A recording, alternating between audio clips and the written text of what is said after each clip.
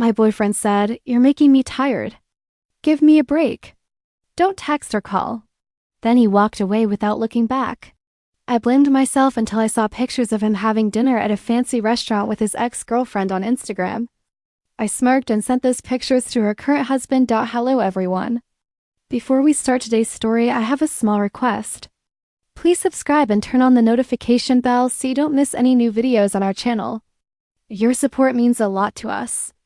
Where are you watching from? Leave your city or country in the comments below. Thank you very much. Now, let's get back to the story. Now, as I sit at my sister Melissa's kitchen table, typing all of this into Reddit, I feel this strange mixture of exhaustion and clarity. The late-night hum of the refrigerator is the only sound in the room. Melissa is asleep upstairs, but her presence lingers in the comforting mess she always leaves on the counter: half a cup of tea, a folded laundry basket, her favorite lemon candle still warm. I came here because I needed somewhere safe. Somewhere quiet enough for me to finally untangle the chaos in my chest. Looking back, the signs started about a month ago. Peter was glued to his phone, surfing the web, scrolling through Instagram and TikTok, the screen lighting up his face long after I had gone to bed. At first, I believed him. It wasn't out of character for him. But then he started ignoring little things. Like when I invited him to lunch near the office. He brushed me off, saying he was too tired. But then he went out alone and came back with takeout. To be honest, I didn't think he was cheating. Just thought he was depressed or exhausted, but 2 weeks ago it turned into something more pointed. He started saying things that were deeper than he probably realized, or maybe he did. Like, "You never let things go, Claire."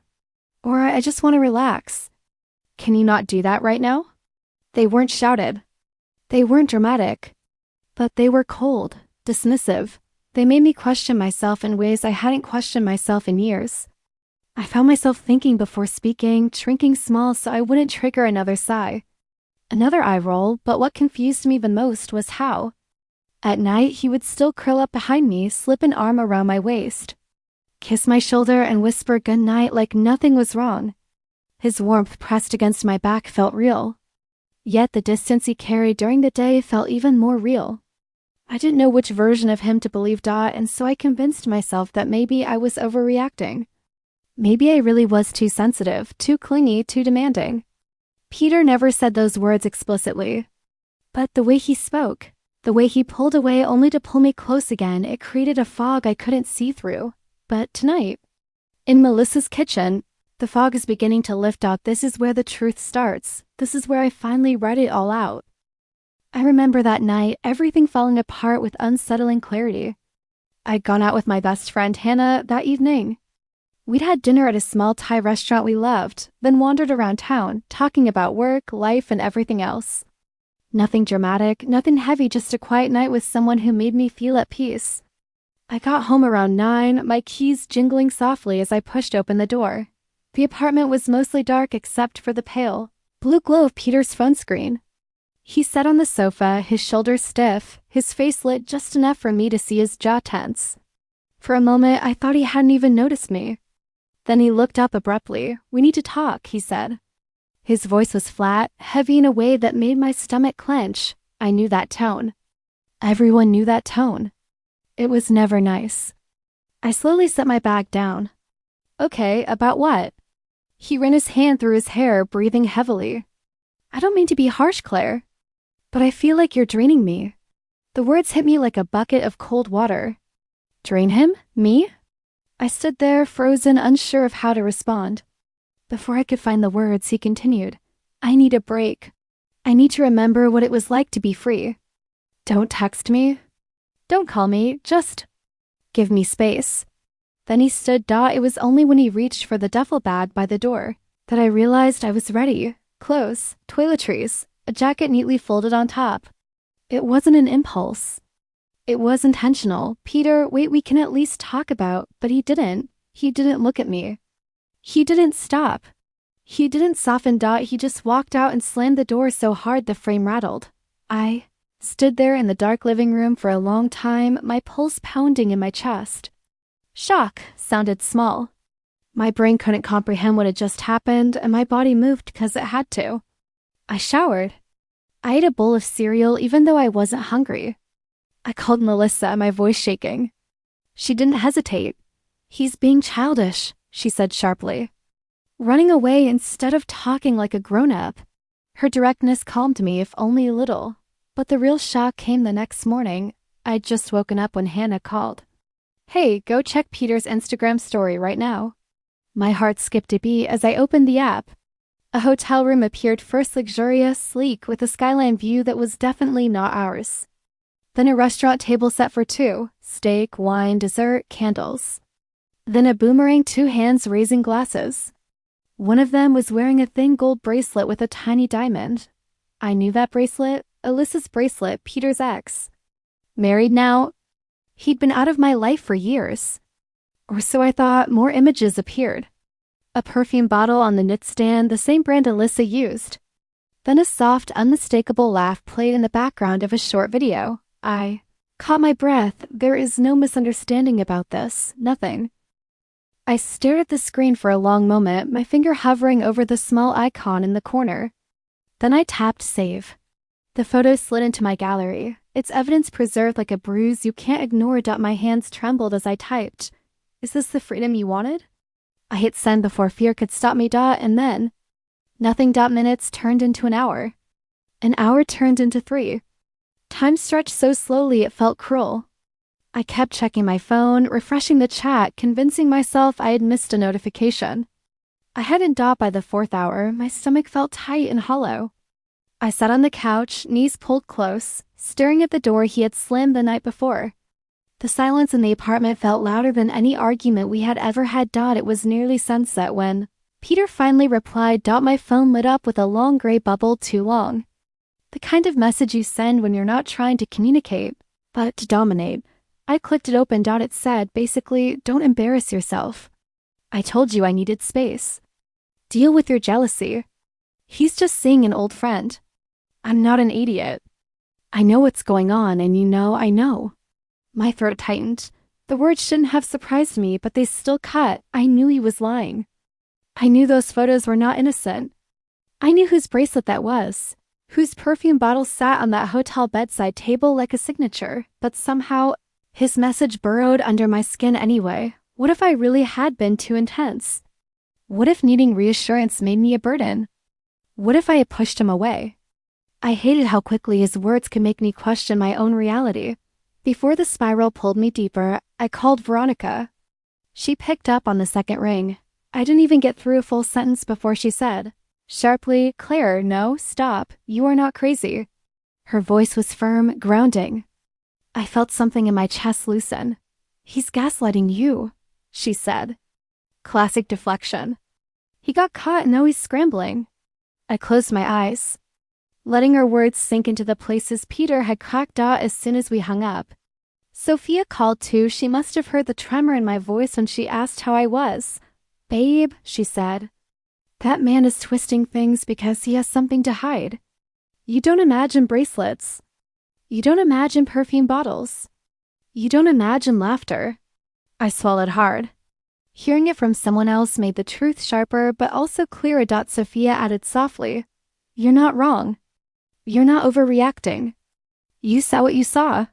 For the first time since Peter walked out, I felt a flicker of steadiness return to me, small, fragile. But real. Maybe his words weren't the truth. Maybe they were only a shield to protect his own guilt, and maybe believing myself again was the first step out of whatever this had become. The text from Vincent, a friend of Peter's, came late in the afternoon, just when I thought I'd finally run out of ways to shock myself today. "Hey, I don't want to cause trouble," he wrote, "but I saw Peter at the Harborview last night. He looked like a kid who just stole candy. I thought you should know." I stared at the screen, reading the hotel. Harborview, same room type as Peter's story, same curtains, same marble countertops. My heart gave a slow, heavy thump. Vincent wasn't the type to interfere. If he interfered, things would be worse than I could imagine. I forwarded the text to Sophia immediately, and within seconds she called me. "Okay," she said. Quickly and clearly, "We'll document everything." And we did. We spent the next hour scrolling through Peter's Instagram stories like detectives recreating a crime scene. Every corner of that fancy hotel room. The 2 glasses of wine. The bracelet glinting in the warm light. red fingernails tapping the rim of a champagne flute. The soft, unmistakable laugh in the background. We saved it all screenshots. Video recordings. TMESTAMPS. Sophia even created a folder on my phone called Evidence, Peter, and GINA. Seeing the images arranged like that made something inside me go still and cold. I didn't want revenge. I didn't even want an apology. I just wanted the truthful, unmistakable, undeniable. And not just for me, Gia's husband. Curtis deserved to know too. The thought of him completely unaware, living his life while Gianna slept overnight in a hotel with my boyfriend, hit me harder than I thought possible. I wanted someone to tell me. Even if it hurt out when I told Vincent, I wished I could contact Curtis. He hesitated only a moment before sending another message. Here's his email. Do what you think is right. But don't tell me I gave it to you. I clicked on the card. Curtis Dalka, work email. I sat there for a long time, staring at the empty message window on my laptop. My fingers hovered over the keyboard. I didn't know how to begin. How could you tell someone something so devastating? Sophia stood behind me, gently placing her hand on my shoulder. Just be honest, she whispered. That's all you can do. So I started typing. I told him who I was. I told him what I saw. I attached every screenshot, every recording, every detail captured exactly as it was. No commentary. No accusations. Just evidence. When I finished, my chest tightened, as if every breath was a drag. I read the email twice. 3 times. Then I told myself he deserves to know, and hit send. A small whoosh filled the room as the message left my inbox. I sat back in my chair, exhaling slowly. Whatever happened next, at least the truth was no longer buried. Curtis replied faster than I expected. His email was short, almost clipped. Are you sure? How do you know it's her? For a moment, I just stared at the message. It wasn't anger. It wasn't denial. It was the question of someone who wanted clarity before his entire world shifted. I opened my photo library and pulled up an old picture from Gia's public posts, where she posed with the same silver bracelet, its distinctive clasp unmistakable. I added a screenshot of her nails, always painted in that same glossy crimson shade, side by side with the boomerang from Peter's story. The matches were undeniable. I typed a brief response, attached the comparison photos, and hit send. Within minutes, both Curtis and Gia's Instagram profiles flipped to private. Story icons disappeared. Their follower lists vanished behind gray locks. The sudden silence felt heavy, like a curtain dropping after the final scene of a play no one wanted to watch. Then Peter posted. A black background. White text, snakes everywhere. Don't trust anyone. My stomach tightened. The call came seconds later. What are you doing? Peter's voice exploded through the speaker. Are you trying to ruin my life? Are you that petty? That vindictive? I held the phone away from my ear as he kept yelling, each sentence sharper and louder. You had nitrogen monoxide right to involve her husband. You're crazy, Claire. Completely out of control. I listened for a moment, not to his words, but to the edge of panic twisting them. Then I hung up. No explanation.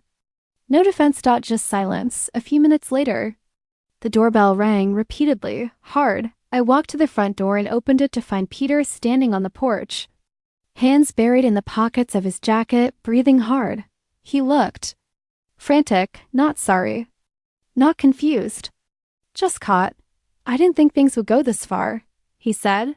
I leaned against the doorframe. You mean you didn't think you'd get caught? His jaw tightened, and for a second he looked like he might deny everything again. But he didn't. Instead, he shifted into something colder.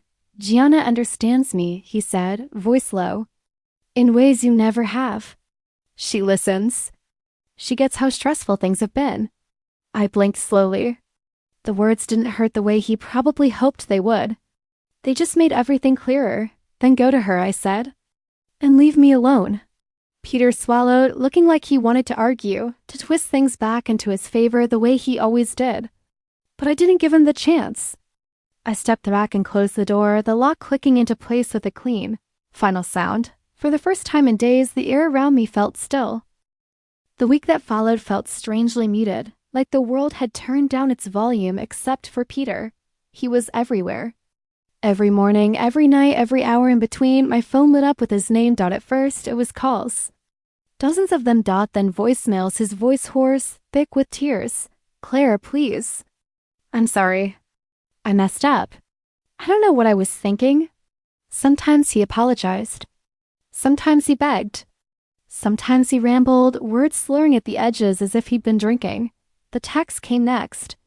Long paragraphs, frantic and dramatic. I'm losing my mind. You don't understand how much this hurts. Please just talk to me. I didn't respond. Not once. Then came the email. It wasn't typed. It was a photo of a handwritten letter. Several pages long, like something he thought looked more sincere. He wrote about regret, about confusion, about how he and Gianna were over now, as if I'd erased everything he'd done. He wrote that he wanted to fix things, that he could be better, that he finally saw what mattered. I read it once, then archived it without replying. On Thursday evening, I found him again at my front door. No warning. No text. Just him standing there, disheveled, eyes red, holding his jacket like he didn't know what to do with his hands. Claire, I don't have anywhere else to go, he whispered. Please, just give me one chance, one. I looked at him the way someone might look at a stranger who accidentally knocked on the wrong house. No, I said simply. He flinched like the word hit him physically. But I didn't soften. I didn't explain. I didn't comfort. I closed the door and locked it. The next morning, I did what I should have done long ago. I gathered every piece of Peter's belonging: shirts, chargers, old cologne, the shoes he'd left by the couch, the watch box he was so proud of, and put them in a large trash bin. I dragged it out to the curb and left it there.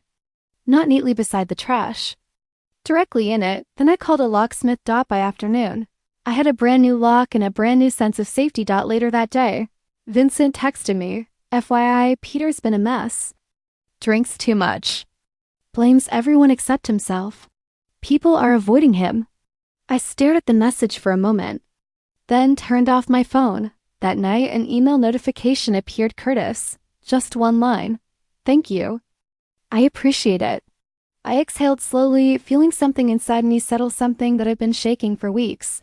Now I'm sitting at Veronica's kitchen table, finishing this post. I'm exhausted, but there's a lightness in my chest I haven't felt in a long time. I'm proud of myself. I stood up. I walked away.